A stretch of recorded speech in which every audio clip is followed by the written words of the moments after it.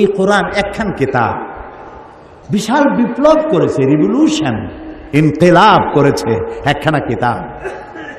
যারা চুরি করত, ডাকাতি করত, যৌন চাহিদা মেটাবার জন্য একটা মেয়ে লোক দরকার, সেই মেয়ে লোকটা কার বউ, কার মা, কার মেয়ে দেখার কোনো চিন্তাই করতো না, তারা সে কামটা করত। মানুষকে কেন হত্যা করব না, অমুকের সম্পদ কেন লুট করব না, এর কোনো যুক্তিসঙ্গত কারণ তাদের মাথায় ঢুকতো না। এইরকম একটা জাতি চুরি করতো, ডাকাতি করতো, মরুভূমির মধ্যে উট চড়াইতো। এই কোরআন মরুভূমির রাখালদেরকে দিগ্বিজয়ী সেনাপতি বানিয়ে দিল। এই কোরআন মরুভূমির উটের রাখালদেরকে, ভেড়া দুম্বার রাখালদেরকে ন্যায় বিচারক বাদশা বানাই দিল, বিচারপতি বানাই দিল। আস্থা দুনিয়া, অর্ধেকটা পৃথিবী মুসলমানদের পায়ের তলায় এনে দিল। সুবহানাল্লাহ। এই সেই কোরআন, যে কোরআনকে তোমরা ছেড়েছো, যে কোরআনকে আমরা ছেড়েছি, কোরআন বুঝতে চেষ্টা করি নেই। এ কোরআনের নাম কোরআন, এটার নাম কি? এটার নাম কোরআন, এটার নাম হুদা, এটার নাম শিফা, এটার নাম জিক্র, এটার নাম নূর, এটার নাম তানজিল, এর নাম কিতাব। এই নামগুলি কি আমার বাপের বানানো? আমার বানানো? এই নামগুলি কার? আল্লাহ তাআলা। ওয়াল্লাহি আমি আপনাদেরকে আমার বাপের গল্প শুনাইতে আসিনি, আজে বাজে গাঁজাখুরি কিস্সা কাহিনী শুনাইতে আসিনি। কোরআনের ওয়াজ করে তো কুল পাইনি।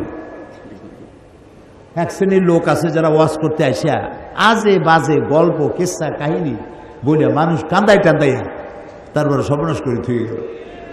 অনেক রাত শুনলো ওয়াজ, বাড়ি যখন যায় লোকেরা জিজ্ঞেস করে এত রাত কোথায় ছিলাম? অমুক জায়গায় গেছিলাম। কেন? ওয়াজ শুনতে গেছিলাম। কি ওয়াজ? সাংঘাতিক ওয়াজ। কে ওয়াজ করলো? ও সাংঘাতিক বক্তা।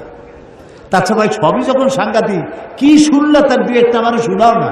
কয় এত সময় শুনছি, তার একটা কথাও যদি আমার মনে থাকে।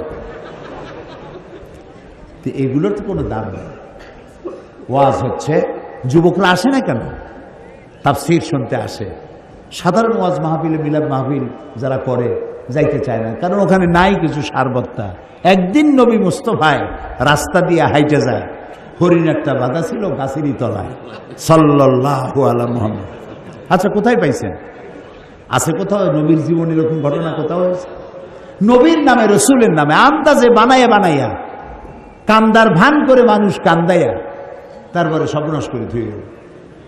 আর ইয়াং জেনারেশন যারা বিজ্ঞান পড়ে, যারা ইতিহাস পড়ে, ভূগোল পড়ে, যারা ইন্টারনেট দেখে, ওয়েবসাইট দেখে, কম্পিউটার ব্রাউজিং জানে, তারা কম্পিউটার, ইন্টারনেট, ইমেল, ওয়েবসাইট, এই জগতের মানুষ তারা যখন এইসব কেসা কাহিনী শুনে তো কয় যে এ তো আদম আলাইহিস সালামের যুগের কথা কয়, এগুলো শুনে আমাদের লাভ নেই। ওরা মনে করে ইসলাম মানে সেকেলে, ইসলাম মানে হচ্ছে এই মধ্যযুগীয় ব্যাপার স্যাপার, এর মধ্যে কিছু নেই। কিছু আছে কিনা কালকে শোনাবো ইনশাআল্লাহ। এর মধ্যে কোন বিজ্ঞান চাও? কি চাও তোমরা? কি শুনতে চাও? তিবিয়ানান লিকুল্লি শাই, সব কিছু আল্লাহর মধ্যে বলে রেখেছেন। ইতিহাস আছে 30 মধ্যে আছে কি? একটু কৌতূহল হলো না জানার জন্য? আহারে কপাল। ডিসি সাহেবের কোর্ট থেকে, এসপির অফিস থেকে, অথবা জজ কোর্ট থেকে একটা চিঠি যদি আপনার নামে আসে ইংরেজি ভাষা, সেই চিঠিটার অর্থ আপনি জানেন না, ভাষাটা জানেন না, ইংরেজি জানেন না। এখন ওই চিঠি বোঝার জন্য আপনার কি কোনো পেরেশানি হবে নাকি হবে না? পেরেশানি হবে। এটা কি দুদকের চিঠি নাকি? এটা কি আমাকে গ্রেফতার করার চিঠি? এটা কি আমার সম্পদ সব এই কি জানি কয় নিলাম করে নেওয়ার চিঠি? জানার জন্য ছুটবেন, ভালো ইংরেজি জানে কে। যতক্ষণ পর্যন্ত চিঠির মর্ম না বুঝবেন ততক্ষণ পর্যন্ত আপনার পেরেশানি দূর হবে না। এ কথা কি মিথ্যা না সত্য? তো একটা ডিসি অফিসের সামান্য একটা চিঠি, এসপির অফিসের একটা সামান্য চিঠি, কোর্টের দুদকের একটা চিঠি বোঝার জন্য এত পেরেশানি হয়? অত বড় আকাশটার মালিক, জমিনের মালিক, আমার মালিক একখানা চিঠি দিয়েছেন, নাম কোরআন শরীফ, এইটা জানার জন্য আগ্রহ সৃষ্টি হলো না, পেরেশানি হলো না। আহারে পোড়া কপাল। সারাটা জীবন সূরা ফাতিহা দিয়ে নামাজ পড়লাম, অর্থও জানি না, ব্যাখ্যাও জানি না। আহারে কপাল। বদকিসমত এই জাতি। এই কোরআনের, এই কিতাবের যতগুলি নাম আছে তার মধ্যে একটি নাম হচ্ছে কোরআন। এটাকে আমরা হুদা যদি বলি অনেকে চিনবে না, ওই কি এর হুদা। হুদা মানে বরিশালে ওদিকে হুদা মানে খালি, হুদাহুদি বলে। হ্যাঁ হুদা, এখানে কি বলে? আচ্ছা না বললেও কোনো এক সময় বলবেন। তো হুদা বললে বুঝবে না, তানজিল বললে বুঝবে না, নূর বললে বুঝবে না, সেবা বললে বুঝবে না। সব থেকে কোন নামে চেনে এটাকে? কোরআন। তারপরে ফোরকান বললেও চেনে। তারপর চিন্তা করে ফোরকান তো সাইড কেন, এটা কি, ওটাও বুঝবে না। কোরআনই ভালো করে বুঝবে। তার প্রথম নামটাই হলো কোরআন। কোরআন মানে কি? কোরআন শব্দের অর্থ হচ্ছে বহুল পঠিতব্য, বহুল পঠিত, যা বারবার পড়তে হয়। এই যে নাম, সার্থক নাম, কোরআনের চাইতে বেশি পড়া হয়েছে পৃথিবীতে এরকম একখান বইয়ের নাম আপনি বলেন, বললে আমি পুরস্কার দিয়ে যাব। নাই, পৃথিবীতে এমন একটা মুহূর্ত নাই যখন কোরআন শরীফ পড়া হয় না। ভাবতে পারেন যে আমার এখানে যখন রাত 1টা বাজে তখন তো সারা দেশ ঘুমাই গেল, তখন কোরআন শরীফ কেরা পড়ে? আরে ভাই, আপনার এখানে যখন রাত 1টা, আমেরিকায় তখন দিনের 1টা, ওরা তখন জোহর করতেছে। আপনার জোহর আর একজনের আসর, আপনার এশা আর একজনের ফজর। সারা পৃথিবীতে সময়ের এই যে ক্লাইমেট এবং টাইম, এই টাইমের যে পরিবর্তন, সময়ের পরিবর্তনের ভিত্তিতে পৃথিবীতে একটা মুহূর্ত এমন নাই যে পৃথিবীর কোথাও না কোথাও কোরআন শরীফ তেলাওয়াত করা হচ্ছে না। এটাই একমাত্র কিতাব যা মানুষ বুঝেও পড়ে, না বুঝেও পড়ে, রাতেও পড়ে, দিনেও পড়ে। সুবহানাল্লাহ। আর যারা পড়ার সুযোগ পায় না, শোনারও সুযোগ পায় না, মাসে অন্তত একবার তারাবিতে গোটা কোরআন শোনার ব্যবস্থা করা হয়েছে। কিন্তু এইটা ঠিক না যে শুধু আমি শুনব। কোরআন বহুল পঠিত, এর থেকে বেশি পড়া হয়েছে এমন কোনো কিতাব পৃথিবীতে নাই। 1। 2 নম্বরে এর নাম হলো কিতাব। এর নাম কি? কিতাব। কিতাব মানে লেখা, কিতাবাত করা, লেখা। কোরআনের চাইতে বেশি লেখা হয়েছে, কোরআনের চাইতে বেশি প্রিন্টেড হয়েছে, ছাপা হয়েছে। এরকম একখানা বইয়ের নাম কি বলতে পারবেন? নাই। পৃথিবীর সর্বাধিক প্রিন্টেড, সর্বাধিক ছাপা লেখা হয়েছে যে কিতাব, তার নাম কোরআন শরীফ। বাদশাহ ফাহাদ বিন আব্দুল আজিজ কোন দেশের বাদশাহ? সৌদি আরব। আল্লাহ জান্নাতুল ফেরদাউসের মেহমান বানান। আল্লাহর ঘরে যেভাবে সাজাইছে, মদিনারে যে সোনার মদিনা বানাইছে, সুবহানাল্লাহ। এখানে শেষ নয়, আমাকে তিনি 3 বার রাষ্ট্রীয় মেহমান করেছিলেন। তখন আমি একবার এমপি থাকা অবস্থায়, আর একবার এমপি টেমপি কিচ্ছু না, ওই সময় 2 বার। এমপি থাকা অবস্থায় যেবার উনি দাওয়াত দিলেন রাষ্ট্রীয় মেহমান করে, সেইবারে আমার সাথে সঙ্গে যারা ছিলেন পৃথিবীর বেশ কয়েকটা দেশের মেহমান, মদিনা শরীফে নিয়ে মুজাম্মা মালিক ফাহাদ প্রিন্টিং প্রেস দেখানো হলো। ফাহাদ প্রিন্টিং প্রেস হচ্ছে পৃথিবীর সব থেকে বড় প্রেস, এর থেকে বড় প্রেস দুনিয়ায় নাই। সেই প্রেস দেখাইতে নিয়ে গেল আমাদেরকে। দেখলাম এরকমের সাদা কাগজ, মেশিনের মধ্য থেকে সাদা কাগজ বেরোচ্ছে, আর এক মেশিনে ঢুকতেছে প্রিন্ট হচ্ছে, আর এক মেশিনে ঢুকতেছে কাট হচ্ছে, কাটিং হচ্ছে, আর এক জায়গায় বাইন্ডিং হচ্ছে, আর একদিকে বক্সের মধ্যে যাচ্ছে, বাইন্ডিং হলো, বক্সে ঢুকলো, ট্রাকে উঠলো, প্লেনে উঠলো, সারা দুনিয়া চলে গেল। প্রতি ঘন্টায় এই কোরআন শরীফ ছাপা হয় 900 জেল, প্রতি ঘন্টায়। আর 30টা ভাষায় ট্রান্সলেটেড হয় বিনা মূল্যে, ফ্রি অফ কস্ট, বিনা মূল্যে 30টা ভাষায় তর্জমা তাফসীর হয়ে সারা পৃথিবীতে প্লেন ভর্তি করে দুনিয়া ছড়ায় দিচ্ছে বাদশাহ ফাহাদের প্রেস থেকে। আল্লাহ তুমি তার বেহেশতের বড়, বেহেশতের মর্যাদা সম্পন্ন জায়গায় জান্নাতুল ফেরদাউসে তুমি তাকে মেহমান বানায় নাও। আমি বলতেছিলাম ফাহাদের ফজিলত বলছি না, বলছি যে কিসের ফজিলত? কোরআনের ফজিলত। এর থেকে বেশি পড়া হয়েছে এমন কিতাব দুনিয়ায় নাই, এর থেকে বেশি ছাপা হয়েছে এমন কিতাবও পৃথিবীতে নাই। আরো একটা চ্যালেঞ্জ শুনুন, পৃথিবীতে এমন কোনো উল্লেখযোগ্য ভাষা নাই যে ভাষায় কোরআন শরীফ ছাপা হয় নাই, অর্থাৎ কোরআনের তর্জমা হয় নাই। তবে কোরআন কোনো অবস্থাতেই বাংলায় উচ্চারণওয়ালা কোরআন শরীফ আপনাদেরকে না কেনার জন্য আমি অনুরোধ করব। যারা কোরআন শরীফ পড়তে পারেন না, বাংলা উচ্চারণে কোরআন শরীফ পাওয়া যায় বাজারে, তারা এটা কেনেন। আপনাকে বুঝতে হবে এটা আরবি ভাষা, এটা ইংরেজি নয়, ফার্সি নয়, উর্দু নয়, নাগরি নয়, হিন্দি নয়, রোমান নয়, ইটালিয়ান নয়, ফ্রান্স নয়, এটা আরবি। এটা কি আরবি? এর প্রত্যেকটা অক্ষরের আলাদা আলাদা প্রোনাউন্সিয়েশন আছে, তাজবিদ আছে, উচ্চারণ পদ্ধতি, মাখরাজ উচ্চারণ পদ্ধতি আলাদা। আপনি যদি রাসূলুল্লাহ বলেছেন যে কেউ তো এমন আছে কোরআন পড়ে আর কোরআন তারে লানত করে, সুতরাং বাংলায় লেখা এটা আপনি পড়বেন না। আপনি কোনো আলেমের কাছে যিনি বিশুদ্ধ তেলাওয়াত করে তার কাছ থেকে তেলাওয়াত করবেন, তা না হলে পরে মারাত্মক ভুল হবে। কি ভুল হবে? যেমন দেখেন আরবিতে জাল, জিম, ঝা, জ, এই কতগুলি অক্ষর আছে। এর উচ্চারণ কি দিয়ে করবেন? বর্গ জ দিয়ে করবেন, অন্তর জ দিয়ে করবেন, আর তো না, শেষ। কিন্তু উচ্চারণ সঠিক হবে না। তোয়া, জোয়া, আইন, অফ, এর উচ্চারণ আপনি কিভাবে করবেন? ছোট কাপের উচ্চারণ না হয় একটা ক দিলে, বড় কাপের উচ্চারণ যদি 50টা ক এক জায়গায় লাগান, তা আপনি কক কক করতে করতে তো মুরগির মতো খালি থাকবে, উচ্চারণ তো হবে না। কুল মানে হচ্ছে বলো, আর কুল মানে খাও।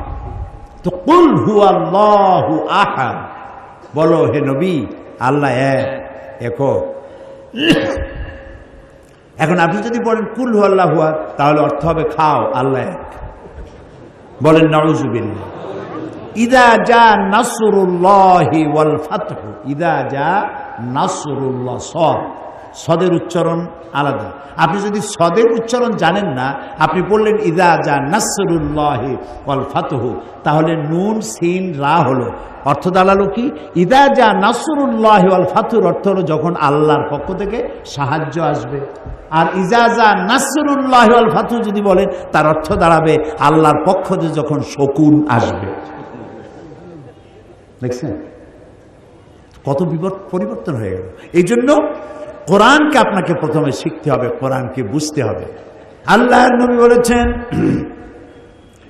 এই কোরআনকে আমি যখন জেন সম্প্রদায়ের সামনে আমি যখন কোরআনে কারীমকে তেলাওয়াত করেছি, ফাকালু ইন্না সামি'না কুরআনান আজাবা, জেন সম্প্রদায়ের সামনে আমি যখন তেলাওয়াত করেছি, আমার মুখে তেলাওয়াত শুনে তারা বলেছে আমরা এক আজব ধরনের, আশ্চর্য ধরনের কিতাব শুনেছি। ইয়াহদি ইলা রুশদি ফামান্না বিহি, এ কোরআন যে শুনে কোরআন তাকে হেদায়েতের রাস্তা দেখায়, আমরা কোরআন শুনলাম আর ঈমান আনলাম। নবীজি বললেন জেনেরা আমার মুখে তেলাওয়াত শুনে তারা পড়ে নিল লা ইলাহা ইল্লাল্লাহু মুহাম্মাদুর রাসূলুল্লাহ, তারা কালেমা পড়ে মুসলমান হয়ে গেল। কোরআন এসেছিল আমাদের কপাল খোলার জন্য, আমাদের কষ্ট দূর করার জন্য, কিন্তু কষ্ট ক্রমান্বয়ে আমাদের বাড়তেছে, ঠিক না? ওষুধ খাই, ডাক্তার ডায়াগনোসিস ঠিকই করেছেন, ডাক্তার প্রেসক্রাইবও করেছেন ঠিক, কিন্তু আমি ওষুধ কিনে খাইলাম, আমার রোগ ভালো হলো না, দোষটা কার? নিশ্চয়ই আমি ওষুধও খাচ্ছি, কুপথ্যও খাচ্ছি, আর খাবার নিয়ম কানুন মেনে চলছি না। ডাক্তার যা নিষেধ করেছেন সেগুলোও খাই, ওষুধও খাই, রোগ কি ভালো হবে? বলেন রোগ ভালো হবে? হতে পারে না। কোরআন আমার কাছে আছে, আল্লাহ বলছেন কষ্ট দূর করার জন্য কোরআন দিছি, কিন্তু আমি কষ্টের জ্বালায় অস্থির। তার অর্থ দাঁড়ালো এই, কোরআন ঠিকই আছে কোরআনের জায়গায়, আমি কোরআন বুঝি নাই এবং কোরআনকে যথাযোগ্য মর্যাদা আমি দেই নাই। আল্লাহর নবী বলেন ইন্নাল্লাযী লাইসা ফি জাওফিহি শাইউম মিনাল কুরআনি কাল বাইতিল খারিব, আল্লাহর নবী বলেন যেই দেহের ভিতরে কোরআন নাই ওই দেহটা একটা ছাড়া বাড়ির মতো, ফেলে দেওয়া বাড়ির মতো। ফেলে দেওয়া বাড়িতে কি বলে? যে বাড়িতে মানুষ থাকে না, বউরা কি বলে? বিরান বাড়ি, বিরান, বিরান কিন্তু শব্দ, বসবাসের অপোজিট। হ্যাঁ অপযোগী না, অনুপযোগী না, মানে মানুষ না, মানুষ নেই, শুধু একটা বাড়ি আছে কিন্তু বাড়িতে লোক নাই জন্য। আচ্ছা রাসূলুল্লাহ কি বলছেন একটু লক্ষ্য করেন। রাসূল বলছেন যেই দেহের মধ্যে, যেই সিনার মধ্যে কোরআন নাই, ওইটা একটা বিরান বাড়ির মতো। বিরান বাড়িতে মানুষ না থাকলে কি থাকে? না না, ভূত থাকে না, ভূত বলে কিছু নাই, ভয় পাবেন না খালি খালি। আপনারা কি ভূতকে ভয় পান? ভূত বলে কিছু নাই দুনিয়া, বিশ্বাস করে ভূত নাই। যে বাড়িতে মানুষ নাই সেখানে জিন থাকে, শয়তান থাকে, আর থাকে সাপ, বিচ্ছু, তেলাপোকা, উইপোকা, বিজাবি, ইঁদুর, বাঁদর, এইসব থাকে। এখন রাসূলের কথা শোনেন, যেই দেহের ভিতরে কোরআন নাই সেটা হলো ওই বিরান বাড়ির মতো। বিরান বাড়িতে যা থাকে, যে দেহে কোরআন নাই সেখানে তাই থাকে। এর ব্যাখ্যা যদি দিতে যাই তাহলে অনেক কথা আসবে, ব্যাখ্যা কম দেই, বোঝেন বেশি, তাহলে কাজে লাগবে। ছেলেটারে এখন কিন্তু ছেলেপেলেরা কোরআন শরীফ পড়ার সময় পায় না। এই যে দাড়ি পাকা যত লোক আছে, আমার মতো দাড়ি পাকা লোক যারা আছে, আপনারা বলেন আপনাদের ছোটবেলায় এমন কোন মুসলমানের বাড়ি কি ছিল যেখানে ফজরের পরে কোরআনের তেলাওয়াত শোনা যায় নাই? এমন কোন বাড়ি নেই, প্রত্যেক বাড়িতে কোরআন তেলাওয়াত হতো ফজরের পরে, সুবহানাল্লাহ বলেন। এখন কি আপনি 100 বাড়ি পাবেন যেখান থেকে সকালবেলায় কোরআনের আওয়াজ আসবে? নাই। কোরআনের আওয়াজ পাবেন কি করে? রাত 12টা, 1টা, 2টা পর্যন্ত ডিশের ঠেলায় অস্থির, কত রকমের ছবি, নানান ধরনের। এই ছবিগুলো দেখতে দেখতে রাত 2:30, 3টা হয়ে গেল। এরপরে ফজরের নামাজ নাই, ফজরে ঘুম, উঠলু গিয়ে বেলা 9টার সময়। আর ওই যে বাচ্চা ছেলেটা কি বুদ্ধি করেছে, কারাই বুদ্ধি দিছে আল্লাহই জানে। কিন্ডারগার্টেন স্কুল যত আছে, নার্সারি গ্রুপের ছেলে, প্লে গ্রুপের ছেলে, সব বাচ্চাগুলার ক্লাস হলো 7টার সময়। মা তারে উঠায়, বাচ্চা কান্দে, উঠতে চায় না, জোর করে পাঠায় দেয়, ব্যাগ একটা ঘাড়ে ঝুলায় দেয়। বাচ্চার গায়ে ওজন যত, তার থেকে বইয়ের ওজন বেশি। চলে গেল স্কুলে, কানতে কানতে গেছে, ঘুম নষ্ট হয়েছে। বড় ছেলেদের ক্লাস শুরু হয় 11টায়, আর ছোট বাচ্চাদের ক্লাস শুরু হয় 7টায়। আমি জানি না এটা কি চিন্তা করে তারা করছে, তবে বুঝতে পারি কোরআন শিক্ষার পথ নাই, কোরআন শিক্ষার পথ নাই। এরপরে বলা হচ্ছে, এখন নতুন করে বলা হচ্ছে যে ক্লাস 8 পর্যন্ত ধর্ম শিক্ষা এটা অপশনাল, ঐচ্ছিক। আমি বলতে চাই, হিন্দু হন, খ্রিস্টান হন, বৌদ্ধ হন, মুসলমান হন, ধর্মীয় শিক্ষা বাচ্চা অবস্থা থেকে বাধ্যতামূলক করুন। ক্লাস 8 পড়বে যে বাচ্চা, তার বয়স কত বলেন আন্দাজ করে? 12, 13, 14 বছরের ছেলে 14 বছর বয়স পর্যন্ত আলিফ জাওরা বাজাবার বা পড়ে নাই, লা ইলাহা ইল্লাল্লাহ পড়ে নাই, নবীও চেনে না, সাহাবীও চেনে না। 8 বছর ক্লাস 8-এ 12-14 বছরের সময় আপনি তাকে কায়দা দেবেন, নাম পড়া দেবেন, সে পড়বে না, বেকায়দা হয়ে যাবে, ওই কায়দার কাম করবে না। তখন তার কোনো গরজ হবে না আলিফ জাওরা বাজাবার পড়ার। আহারে, তা আপনার কলিজার টুকরা সন্তান কোরআন থেকে বঞ্চিত, আপনার মেয়ে কোরআন শরীফ থেকে বঞ্চিত, আপনার বাচ্চা কোরআন থেকে বঞ্চিত, আপনি নিজেও বঞ্চিত। শুধু একটা মাস আমরা বেছে নিয়েছি। আমার এই কথা বলতে গিয়ে আমার হৃদয়ে রক্তক্ষরণ হচ্ছে। আমরা একটা মাস বেছে নিয়েছি, রমজানের মাস, কোরআন পড়ি, জুলে জুলে কোরআন পড়ি, সকলে কোরআন শরীফ পড়ে। আর রোজার পরে বন্ধু বান্ধব নিয়ে বসে, ভাই আমার পুত্রবধূ 7 খতম, আমার মেয়ে 9 খতম, আমার স্ত্রী 13 খতম, আর আমি এমনিতেই খতম। আচ্ছা, কোরআন শরীফ কি খতম করার জন্য আসছে? একটা হাদিস আমার দেখান, একটা হাদিস শোনান, একটা হাদিস শোনান কোরআন শরীফ খতম করার জন্য নাজিল হয়েছে, কোরআন শরীফ বোঝার জন্য নাজিল হয়েছে। সুবহানাল্লাহ।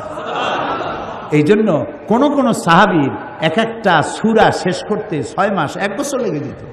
এটা কি এই জন্য যে তারা কোরআন জানতেন না, আরবি জানতেন না?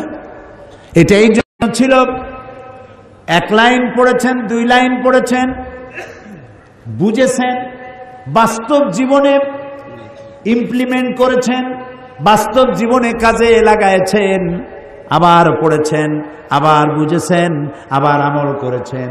গোটা কোরআন এভাবে আমল করার পরে এই সাহাবীরা যখন বেচা কেনা করতেন, ব্যবসা বাণিজ্য করতেন, জমি জমা চাষাবাদ করতেন, বিয়ে শাদী করতেন, রাজনীতি অর্থনীতি করতেন, সমাজ চালাতেন আর রাস্তা দিয়ে হাঁটতেন, তখন মানুষ দেখে বুঝতে পারত যেন জীবন্ত কোরআন শরীফ চলাফেরা করছে, কোরআন জীবিত হয়ে হাঁটতেছে। এই জন্য হযরত আয়েশা সিদ্দিকা রাদিয়াল্লাহু তাআলা আনহা, আমাদের মা জননী, তারাকে প্রশ্ন করা হয়েছে, মা, রাসূলের চরিত্র কেমন, তার আখলাক কেমন? হযরত আয়েশা বলছেন, কোরআন পড়ো নাই তোমরা? কয়, কোরআন তো পড়ছি। আরে কোরআন পড়ছো তো রাসূলের আখলাক জানতে আমার কাছে কেন এসেছো? যেটা কোরআন সেটাই রাসূল। সুবহানাল্লাহ, সুবহানাল্লাহ। যেটা কোরআন সেটাই রাসূল। রাসূলের 23 বছরের জীবন আর 30 পারা কোরআনের ভিতরে কোনো পার্থক্য নাই। 23 বছরের নবুয়তের জীবন, 30 পারা কোরআন, সেম, মুদ্রার এপিঠ আর ওপিঠ। সুবহানাল্লাহ, সুবহানাল্লাহ।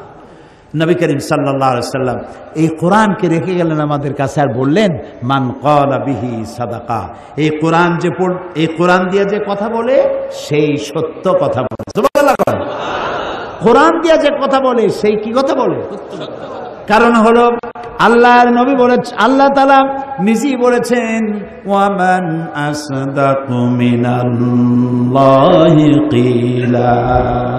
আমার চাইতে সত্যবাদী আর কে হতে পারে? আল্লাহর চাইতে সত্যবাদী কে আছে? কোন নাম কোন আছে? কেউ? কোরআন দিয়ে যে রাসূল বলছেন, কোরআন দিয়ে যে কথা বলে সে সত্য কথা বলে। সুবহানাল্লাহ। তো যিনি বক্তৃতা করতেছেন, কোরআনের কোনো দলিল নাই, হাদিসের কোনো রেফারেন্স নাই, খালি বক্তৃতা করতেছে আর জনগণ বলতেছে, আমার ভাই, তোমার ভাই, অমুক ভাই, তমুক ভাই, ফুলের মতো পবিত্র, নামাজ পড়ে না এক ওয়াক্ত। এটা হইল কি? এটা কোনো কাম হইল? কাজে আপনাকে যিনি বক্তৃতা শোনাচ্ছেন তিনি কোরআন জানেন কিনা, হাদিস জানেন কিনা, ওনার তো নিজেরই চোখ নাই, আপনাকে রাস্তা দেখাবে কেন? ও নিজে তো অন্ধ, 2 চোখ কানা। আমি বলি না, আল্লাহ বলছেন। কে বলছে? আল্লাহ। বলেন না, আল্লাহ রাব্বুল আলামিন বলেন, লা তা'মাল আবসার ওয়ালাকিন তা'মাল কুলুবুল্লাতী ফিস সুদূর। এদের বাইরের চোখ নষ্ট হয় নাই, এদের ভিতরের চোখগুলি বিনষ্ট হয়ে গেছে, অন্ধ হয়ে গেছে। বাইরের চোখ ঠিক আছে কিন্তু ভিতরের চোখ নাই। সেই জন্য বলে, there is no god, unseen is nothing. যা দেখি না তা কিছুই না, আল্লাহ নাই, নাউযুবিল্লাহি মিন যালিক। সেই জন্য কোরআন দিয়ে যারা কথা বলে তাদের কথা শোনো। সুবহানাল্লাহ। আল্লাহ তাআলা আল্লাহ রাসূল বলছেন, মান ক্বালা বিহি সাদাকা ওয়া মান আমিলা বিহি উজরা। আর এই হচ্ছে এমন এক কিতাব, যে ব্যক্তি পড়বে আর বুঝবে আর আমল করবে তাকে পুরস্কৃত করা হবে ফিদ দুনিয়া ওয়াল আখিরা। এখানেও পুরস্কার পাবা, আখিরাতেও পুরস্কার পাবা। কে বলছেন? রাসূল, আমাদের রাসূল। কে বলছেন? দুনিয়ায় কি পুরস্কার পাইবা? আল্লাহ তাআলা বলেছেন, ফামান তাবিআ হুদায়া ফালা খাউফুন আলাইহিম ওয়ালা হুম ইয়াহজানুন। এই কোরআনের হেদায়েত যারা মেনে চলবে তাদের কোনো ভয় নাই, তাদের কোনো চিন্তাও নাই। আমার আল্লাহ গ্যারান্টি দিয়েছেন, কোনো ভয় নাই। কিসের ভয় নাই? কোরআন যদি তোমরা মানো। শুনতেছেন আমার কথা? একটু কান খুলে শোনেন। এই কোরআন যদি মানো তোমাদের কোনো ভয় নেই। কিসের ভয় নেই? কোরআন যদি মেনে চলো তাহলে চুরি হবে না, ডাকাতি হবে না, জেনা হবে না, ব্যভিচার হবে না, ধর্ষণ হবে না, হত্যা হবে না, লুট হবে না, মারামারি হবে না, সাম্প্রদায়িক সম্প্রীতি বিনষ্ট হবে না। ভয় নাই। ওয়ালা হুম ইয়াহজানুন। তোমাদের কোনো চিন্তাও থাকবে না। মানুষেরা চিন্তা করে কিসে? চিন্তা করে খাবারে, বস্ত্রে, চিকিৎসা, শিক্ষা, বাসস্থানে, হিউম্যান রাইটস, মানবিক মৌলিক মানবিক অধিকার, এই অধিকারের চিন্তা করে। আল্লাহ কয় কোরআন মানো, তাহলে এই অধিকারের চিন্তাও করা লাগবে না, এগুলোও পেয়ে যাবা। আল্লাহ তাআলা কোরআনে কারিমে বলেন, ওয়ালাউ আন্না হানাল কুরা আমানু ওয়াত্তাকাউ লাফাতাহনা আলাইহিম বারাকাতিম মিনাস সামাই ওয়াল আরদ। আল্লাহ তাআলা বলেন, জনপদের লোকেরা, দেশের লোকেরা যদি আমার উপর ঈমান আনে, দুইটা কাজ যদি করে, আমার উপর ঈমান আনবে আর আমাকে ভয় করার নীতি অবলম্বন করে চলবে, তাহলে আমি আল্লাহ রাব্বুল আলামিন আকাশ আর জমিনের সব বরকতের দরজা তাদের জন্য খুলে দেব। এরকম আসতে বলেন সুবহানাল্লাহ। তা আল্লাহ তাআলা বরকতের দরজা খুলে দেবেন বলে ওয়াদা করেছেন, এই কোরআনটা মানতে হবে। তো মানবেন কি করে? আগে তো বুঝতে হবে, তবে না মানবেন। বুঝিই তো না, তো মানবো কি? সত্য কিনা বলে? খালি খতম করে, বিপদ আপদ আসলে খতম করে, আর অনুষ্ঠানের শুরুতে বরকতের জন্য তেলাওয়াত করে।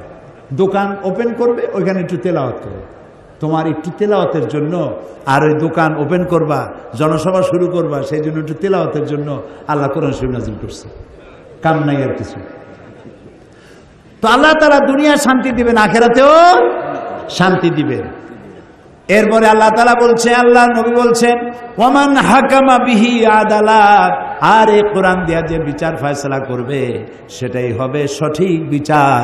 এর থেকে ইনসাফপূর্ণ, এর থেকে জাস্টিস আর কিছুই হতে পারে না। জাস্টিস হচ্ছে কোরআন দিয়ে বিচার করা। কি দিয়ে বিচার করা? এখানে সব আছে। সন্ত্রাসীদের বিচার কিভাবে করবেন, মদখোরের বিচার কিভাবে করবেন, চোরের বিচার কেমনে করবেন, ডাকাতেরটা কেমনে করবেন, আছে না সব কোরআন শরীফে? আছে। অনেকে আন্দাজে বলছেন আছে, আর অনেকে বোঝেন না, সেই জন্য বলেন নাই, জানেন না। কোরআন শরীফ পড়েন, সব বুঝতে পারবেন। এর মধ্যে সব কিছুই আল্লাহ তাআলা বলে দিয়েছেন। বিচারটা যাতে সঠিক হয়, সেজন্য ন্যায় বিচারের প্রতীক বলা হয় কোন জিনিসটাকে? একটু বলেন তো, পরীক্ষা দিলে। আমি আপনাদের পরীক্ষা নিচ্ছি। হ্যাঁ, দাঁড়িপাল্লা। যারা বলতে পেরেছেন গোল্ডেন 5। আপনারা বলতে পেরেছেন যে ন্যায় বিচার, বিচারটা ন্যায় হলো কিনা তার মানদণ্ড হচ্ছে মিজান, দাঁড়িপাল্লা, যা দিয়ে মাপা হয়। ইনসাফ কি মুকদ্দাস তারাজু, এটা হলো ইনসাফের জন্য পবিত্র মিজান। এই মিজান দুনিয়াও লাগবে, আখিরাতেও লাগবে। কিয়ামতের দিন আল্লাহ তাআলা মিজান রেখেছেন। এখন আমি এটা প্রায় বলে থাকি যে বিচারটা কিভাবে হবে। একজন আর একজনের একটা চোখ তুলে ফেলেছে, এগুলো তো করে আজকাল, প্রায় শুরু হয়ে গেছে। চোখ উঠাই ফেলায়, হাত ভাঙ্গে ফেলায়, পাও ভাঙ্গে ফেলায়। কয় যে আমাকে সাথে না থাকলে ঠ্যাং ভাঙ্গে হাতে ধরাই দেব। তো ঠ্যাং ভাঙ্গে হাতে ধরাই দিল, হাঁটবে কেমন? কি অন্যায় কথা। তো একজন যদি আরেকজনের ঠ্যাং ভাঙ্গে, আমাদের দেশে যে প্যানেল কোড আছে, যে বিচার আছে, এই বিচার পদ্ধতিতে প্রচলিত আইন অনুযায়ী 2 বছরের জেল হলো, আর ধরেন 50,000 টাকা জরিমানা হলো। এখন এই বিচারটা সঠিক হলো কিনা সেটা বোঝার জন্য দাড়িপাল্লা নিয়ে আসেন। দাড়িপাল্লার এক পাশে রাখেন বাঙ্গা ঠ্যাং, আর এক পাশে রাখেন 2000 টাকা আর 6 মাসের জেল। এবার দাড়ি ধরে টান দেন, সমান হবে? যদি জেলের মাত্রা আরো বাড়াই দেই, জরিমানার মাত্রা আরো বাড়াই, হবে না। কি হলে হবে? আর একখান ঠ্যাং। এই কোরআন শরীফে আল্লাহ তাআলা বলেছেন, হাতের বদলে হাত, পায়ের বদলে পা, চোখের বদলে চোখ, দাঁতের বদলে দাঁত, জানের বদলে জান। এখন একখান ঠ্যাং ভাঙছে, ভাঙ্গা ঠ্যাং এক পাল্লায় দেন, আর যে ভাঙছে ওর ঠ্যাং ভাঙ্গে আর এক পাল্লায় দেন, দাড়ি ধরে টান দেন, সমান সমান হয়ে যাবে। ওমান হাকামা বিহি আদালা। সৌদি আরবে যায় দেখেন, রাজতন্ত্রের সাথে আমাদের বিরোধ আছে, ইসলামের বিরোধ। রাজতন্ত্র আমরা মানি না, ইসলামও মানি না, সেটা ভিন্ন কথা। কিন্তু সেখানে কোরআনের কিছু আইন চালু আছে। এই যে হারাম শরীফে গেছেন না আপনারা অনেকে, যারা যাইতে পারেন নাই, আল্লাহ যেন যাওয়ার তৌফিক দেয়। অন্তত কাবা শরীফ, সুবহানাল্লাহ, এটা দেখার তৌফিক যেন আল্লাহ আমাদের সবাইকে দেন। এই কাবা শরীফে যখন আজান হয়, আমি দেখছি যে আল্লাহ মানুষের পরীক্ষায় ভালাইছে। এই কাবা শরীফের চতুর্দিকে এত সব দোকান, হায় হায় রে কি সব দোকান। বাইতুল মুকাররমে নিউ মার্কেটে যতগুলি সোনার দোকান আছে সব সোনা এক জায়গায় করলেও ওর একটা দোকানের সোনার সমান হবে না। ইলেকট্রনিক্স গুডস, নানান ধরনের কাপড়, নানান ধরনের আপনার বিভিন্ন রকমের শৌখিন দ্রব্যাদি, অভাব নাই। চতুর্দিকে দোকান খোলা, আজান হয়ে গেল সব দোকান বন্ধ হয়ে গেছে। মুহূর্তের ভিতরে আজান হয়ে গেল, আপনি যদি 5 লক্ষ রিয়ালের খরিদ্দার হন আপনার কাছে বিক্রি করা হবে না, আজান হয়ে গেছে, দোকান বন্ধ। তাদের এই ঈমান আছে, এই 5 লক্ষ নিলাম না, আমি আল্লাহর নামাজের জন্য হারাম শরীফে যাচ্ছি, 10 লক্ষ রিয়ালের খরিদ্দার আল্লাহ নামাজের পরে আবার দিয়ে দেবে। আল্লাহ দেন, দোকানগুলো বন্ধ হয়ে গেল। তারপরে নামাজের পর সব দোকানে আসলো। তা আমি যেটা দেখলাম যে এখানে আল্লাহ তাআলার কি মেহেরবানি, মানুষে আল্লাহ পরীক্ষা ফেলাইছে। একদিকে কাবা শরীফ কালো, কালো একটা ঘর, এই ঘরটার কোনো শৈল্পিক সৌন্দর্য নাই, কালো পাথর দিয়ে গড়া আর কালো গেলাপ দিয়ে ঢাকা। কিন্তু আমি জীবনে আল্লাহ আমাকে বহুবার নিয়েছেন, বহুবার নিয়েছেন। কাবা শরীফের দিকে যখন চোখ পড়ে আমার কাছে মনে হয় যেন সারা পৃথিবীর সব সৌন্দর্য কাবার গায়ে লাগানো, এবং মোস্ট পাওয়ারফুল ম্যাগনেটিক জিনিস দিয়ে এটাকে তৈরি করা হয়েছে। দেখলেই মনে হয় আমাকে ডাকতেছে, আমার কাছে আয়, আমার কাছে আয়। সুবহানাল্লাহ। একদিকে একটা কালো ঘর, আর একদিকে সোনার দোকান, কম্বলের দোকান, জায়নামাজের দোকান, তসবির দোকান, আতরের দোকান। মানুষে আল্লাহ ইমানের পরীক্ষা ফেলাই দিছে। এই কালো ঘরটা দিয়ে তাকায় থাকো, না নামাজ পড়ে সালাম দিয়ে সব দোকানে চলে যাও, এটাও দেখতে চান আল্লাহ তাআলা।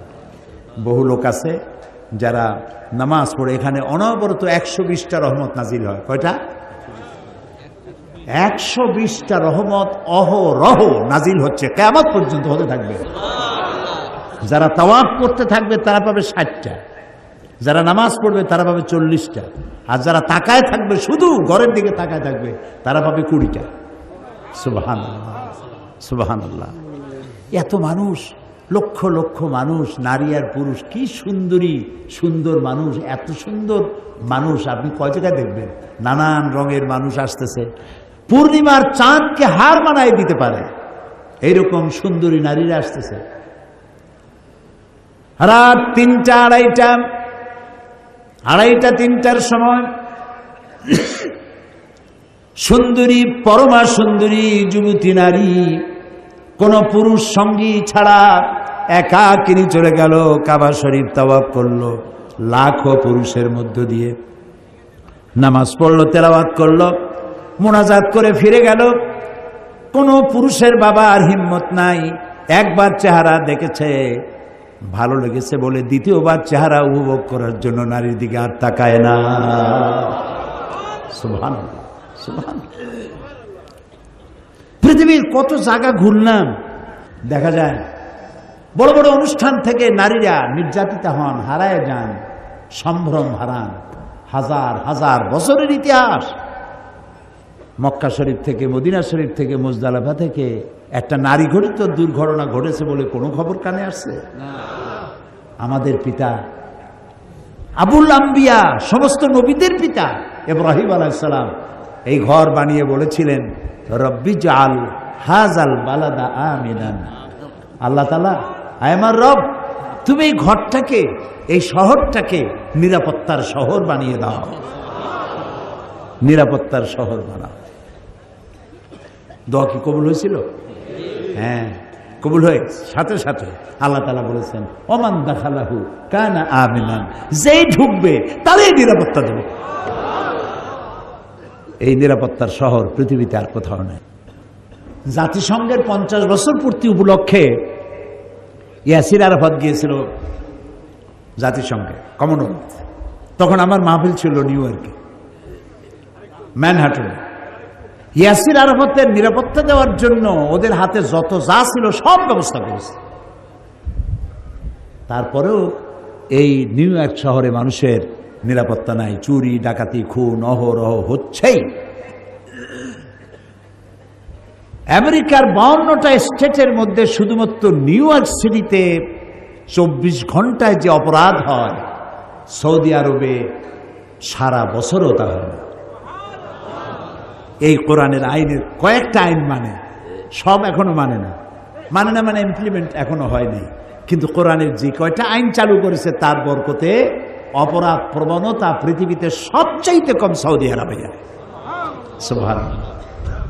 এই কোরআন শুধু তেলাওয়াতের জন্য আসে নাই। আমরা যদি আমাদের এই দেশটাকে নিরাপত্তাপূর্ণ বানাতে চাই সত্যি, আমরা যদি এই দেশটাকে নিরাপত্তাপূর্ণ দেশে বানাতে চাই, প্রিয় ভাই সব কথা শুধু বলতে ইচ্ছা করে। আমার এই দেশটা বড় সুন্দর দেশ, বড় সুন্দর অমিত সম্ভাবনাময় দেশ। কি নাই আমার? সব থাকতে আমি আজ ফকির। 56,000 বর্গ মাইলের এই স্বাধীন সার্বভৌম দেশটির অনেক কিছু আছে। এর মাটি দারুণ উর্বর, বৃক্ষ সম্পদ দিয়ে ভরা, এর নদী নালা, হাওড় বাওড়, বিল খাল মাছ দিয়ে ভরা। এ মাটির উপরে অসংখ্য গবাদি পশু, আর এ মাটির উপরে যে মানুষগুলি বিচরণ করে, এ মানুষগুলি বড়ই পরিশ্রমী, মানুষগুলি ধর্মপ্রাণ, সহজ সরল মানুষ, কিছু চায় না।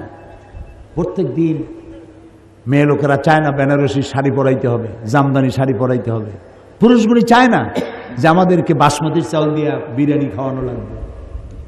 সামান্য রিকোয়ারমেন্ট, একটু শান্তিতে থাকতে চাই, যে ঠ্যাং ভাঙ্গে হাতে ধরাই দিতে চায়, এটা যেন না চায়। বাড়িতে থাকতে পারি, দরজাটা অন্তত দিয়ে চুরি মারা থেকে বাঁচতে চাই, এইটুক চায়। মানুষগুলি ভালো, ধর্মপ্রাণ। আমার দেশের সবাই ধর্মপ্রাণ, হিন্দুরাও ধর্মপ্রাণ। আপনি দেখেন গ্রামে গঞ্জে যান, আমি যে এলাকা, আমার এলাকায় 3টা ইউনিয়ন আছে, 3টা ইউনিয়নের মধ্যে কেউ পানি খায় না। পানি না খেলে কি খায়? জল খায়। এত হিন্দু। আমি সেই সব এলাকায় গেলে মহিলারা আসেন, পুরুষেরা আসেন, মহিলারা মাথায় ঘোমটা পরা, ধর্মপ্রাণ। তারা পূজা করে, সিঁদুর কপালে সিঁদুর লাগায়, হাতে শাখা পরে, স্বামীর সেবা করে, এরা ধর্মপ্রাণ। আমাদের দেশে বৌদ্ধ যারা, তারাও ধর্মপ্রাণ। আমাদের যারা খ্রিস্টান, তারাও ধর্মপ্রাণ। মুসলমানরা তো বটেই। আমার দেশের মতো এত বোরকা কোথায় আছে? সুবহানাল্লাহ, আলহামদুলিল্লাহ বলেন। এত টুপি কোথায় আছে? পৃথিবীর কোন দেশে কোরআনের কথা শোনার জন্য এইভাবে মানুষ বসার জায়গা না পায় দাঁড়ায় থাকে? আল্লাহু আকবার, আল্লাহু আকবার। আমার দেশের মানুষগুলি বড় ভালো, মাটি ভালো, মানুষ ভালো। এই মাটির তলায় রয়েছে অনেক সম্পদ, যে গ্যাস আছে, জেনারেশনের পরে জেনারেশন যদি এটাকে সঠিকভাবে কাজে লাগাতে পারে তাহলে এই গ্যাস ফুরাবে না, এত গ্যাস আছে। আমার আছে কয়লা। দিনাজপুরে বড় পুকুরিয়া যে কয়লা খনি আছে, এশিয়া মহাদেশের সব থেকে শ্রেষ্ঠ কয়লার খনি দিনাজপুরে বড় পুকুরিয়া। আর ভূতত্ত্ববিদরা বলেন কয়লার খনির নিচেই থাকে ডায়মন্ডের খনি। অসম্ভব নয় যে আমার দেশে ডায়মন্ডের খনিও আছে। আমাদের সমুদ্র, সামুদ্রিক যে বিশাল এরিয়া, সেই এরিয়ার মধ্যে রয়েছে পেট্রোল। আমার ইমান মজবুত নাই বলে আমাদের প্রতিবেশীদের নজর পড়েছে সেদিকে, তারা খুঁজে নিতে চায়, আমার সমুদ্রের মাছ নিতে চায়, আমার পেট্রোল নিতে চায়। গরিব বিধবা নারীর তার যেমন কোনো উপদেশের অভাব থাকে না, চতুর্দিক দিয়ে খালি উপদেশ দিতেই থাকে। এ দেশটাও যেন ওইরকম কেউ কেউ মনে করে। তো আমার দেশের, আমার এই সুন্দর দেশটাকে আমার কোনো অভাব নাই। 15 কোটি সর্বোচ্চ সম্পদ হচ্ছে মানব সম্পদ। 15 কোটি মানুষের 30 কোটি কর্মীর হাত। যদি দেশপ্রেম, ভালোবাসা দেশের প্রতি থাকে, কমিটেড যদি হয়, আর যদি কোরআন বুঝে আর কোরআন অনুযায়ী যদি জীবন চালায়, এর থেকে সুন্দর দেশ আর হবে না। প্রিয় ভাই সব, দাঁড়ানো ভাইয়ের একটু বসেন। এতক্ষণ কিন্তু বলিনি, এখন আমি মোনাজাত করব, সেই জন্য দাঁড়ানো ভাইদেরকে একটু বসতে বলছি। কাইন্ডলি মেহরবানি করে এই যে দাঁড়ানো ভাইরা একটু বসেন, একটু বসেন দয়া করে। আপনাদের নিয়ে আমি দোয়া করব। আর আমি লম্বা বক্তৃতা করতে জানি না, আমি এমনি ছোট মানুষ, ইলেম কালাম কম, আমি অল্প কথা বলি। আর এভাবে বুঝাই, আপনি যদি পোলাও কোরমা বিরিয়ানি জমের খাওয়া খান তাহলে টয়লেট রিজার্ভ হয়ে যাবে। ভালো জিনিস কম খান, মনে থাকবে। যে কথাগুলি বললাম মনে থাকবে। কেসা কাহিনী হাবিজাবি অনেক কিছু বললে টাইম নষ্ট হবে, আপনার মনে থাকবে না কিছু। আমি আগামীকাল এই কোরআনে যে বিজ্ঞান আছে, এই যুবকরা জানে না যে কোরআনে বিজ্ঞান আছে, এরা বলে যে বিজ্ঞান সব, কোরআন হলো মধ্যযুগীয়। আগামীকাল কোরআনে যে বিজ্ঞান আছে 1400 বছর আগে আজকের বিজ্ঞানীরা যা বলছে সে সব কথা যে কোরআনে আছে, এ কথা আগামীকাল আমি শোনাবো ইনশাআল্লাহ। এই ছেলে এফিডেভিট করেই নিয়ে আসছে মুসলমান হওয়ার জন্য। বাংলাদেশের প্রচলিত আইন অনুযায়ী কোর্ট থেকে এফিডেভিট করাই নিয়ে আসছে। তার নাম হলো শ্রী প্রভাব সরকার, পিতা বিশ্বনাথ সরকার। হ্যাঁ, 5 বিবি জয়পুরহাট। তো আসো কাছে আসো। এর বর্তমান নাম সে পছন্দ করেছে, কি নাম পছন্দ করছো তুমি? আব্দুর রহমান। মাশাআল্লাহ। এই যে নবী করিম সাল্লাল্লাহু আলাইহি ওয়াসাল্লাম দুটো নাম বেশি পছন্দ করেছেন, আব্দুল্লাহ আর আব্দুর রহমান। এর নাম আব্দুর রহমান সে পছন্দ করেছে। তো আমরা তাকে ইসলাম কবুল করাচ্ছি। পড়ো লা ইলাহা ইল্লাল্লাহু ইল্লাল্লাহু মুহাম্মাদুর রাসূলুল্লাহ।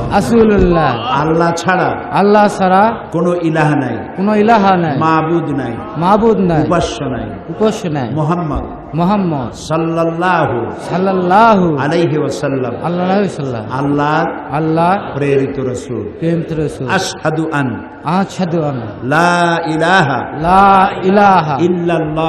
ইল্লাল্লাহু ওয়াহদাহু লা শারীকা লাহু ওয়া আশহাদু আন্না মুহাম্মাদান আবদুহু ওয়া রাসূলুহু।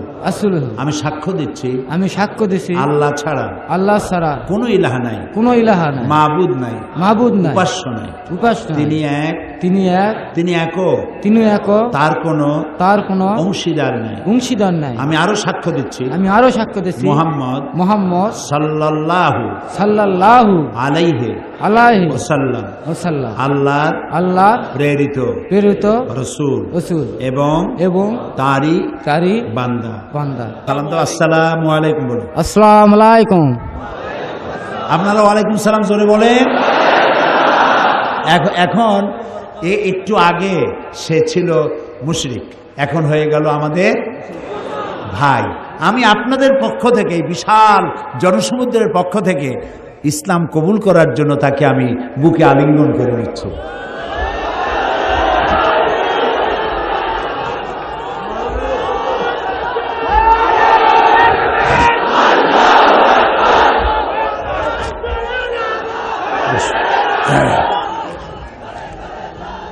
প্রিয় ভাই সব, আগামীকাল অনেক কথা বলবো ইনশাআল্লাহ। বিশেষ করে যুবকেরা আসবে, তোমরা শিক্ষিত লোকদেরকে, তোমাদের টিচারদেরকে দাওয়াত দিয়ে নিয়ে আসবে। আইনজীবী, বুদ্ধিজীবী, সাহিত্যিক, সাংবাদিক, ছাত্র, শিক্ষক, আলেম ওলামা সবাই বেশি করে আসবেন। আগামীকাল আমি বিজ্ঞান আলোচনা করব। কোরআনে যে বিজ্ঞান আছে, যে কথা আজ থেকে আজকের বিজ্ঞানীরা বলছেন, বহু মেধা পরিশ্রম খরচ করে, পয়সা খরচ করে যা কিছু আবিষ্কার করছে, তা যে 1400 বছর আগে কোরআনে আল্লাহ বলে রেখেছে, আপনাদের চোখ ছানা বড় হয়ে যাবে ইনশাআল্লাহ। সেই কথাগুলি আমি আগামীকাল বলবো, বলেন ইনশাআল্লাহ। আচ্ছা, কাহালু থেকে গাড়িতে আসতে গিয়ে, মাহফিল আসতে গিয়ে একটা গাড়ি দুর্ঘটনা কবলিত হয়েছে, প্রায় 12 জন লোক আহত, তারা হসপিটালে আছেন। তাদের জন্য আমরা দোয়া করব। আল্লাহুম্মা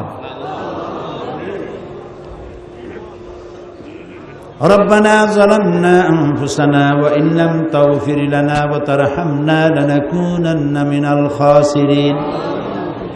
আল্লাহ তাআলা, হাজার হাজার মুসলমান নরনারী দীর্ঘক্ষণ ধরে তোমার কোরআনের কথা শুনেছি।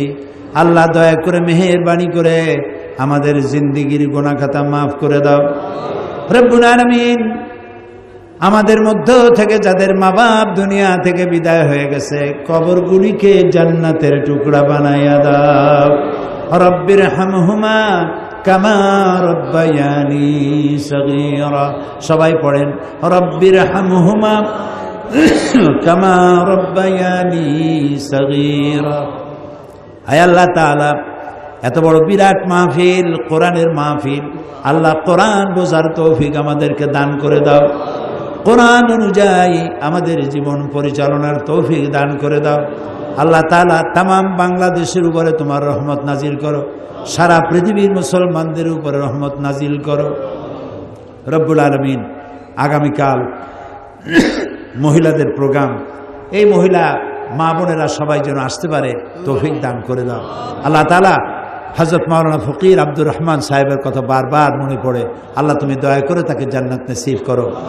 আমার আপন বড় মামা এই শহরে থাকতেন, হযরত মাওলানা নুরুল ইসলাম সাহেব দুনিয়া থেকে বিদায় হয়ে গেছেন। আল্লাহ বগুড়া শহরেই তার কবর, আল্লাহ তার জীবনের গুনাহ মাফ করে দিও, তার কবরটাকে জান্নাতের টুকরা বানিয়ে দিও। আল্লাহ তাআলা এই বগুড়াকে আদর্শ জেলায় পরিণত করে দাও, এমন জেলা বানাও, মানুষগুলি এত ভালো বানাও যা দেখে অন্যান্য জেলা এই আদর্শে অনুপ্রাণিত হতে পারে। কোরআনের আদর্শ দিয়ে সকলকে তুমি ভরে দাও। আল্লাহ যত যুবক এসেছে এই মাহফিলে, সমস্ত যুবকদেরকে আল্লাহ কোরআনমুখী করে দাও, কোরআন বোঝার তৌফিক দান করে দাও। আল্লাহ তাআলা যারা এই মাহফিল আয়োজন করার ব্যাপারে সহযোগিতা করেছে, আপনারা ডিসি সাহেবের জন্য, এসপি সাহেবের জন্য, ওসি সাহেবের জন্য এবং কমিটির জন্য যারা যারা এই প্রোগ্রাম বাস্তবায়নে সহযোগিতা করছেন, অর্থের যোগান দিয়েছেন, পয়সা কড়ি দিয়েছেন, কষ্ট করেছেন, সকলের জন্য দোয়া করেন। আল্লাহ কোরআনের খেদমত যারা করেছে, এই মাহফিলের সহযোগিতা যারা করেছে, তুমি তাদের সাহায্য করো, তুমি তাদের সহযোগিতা করো। ربنا تقبل منا إنك أنت السميع العليم وتب علينا إنك أنت التواب الرحيم سبحان ربك رب العزة عما يصفون وسلام على المرسلين والحمد لله رب العالمين واجعل آخر كلامنا عند الموت لا إله إلا الله মুহাম্মাদুর রাসূলুল্লাহ। আসসালামু আলাইকুম ওয়া রাহমাতুল্লাহ।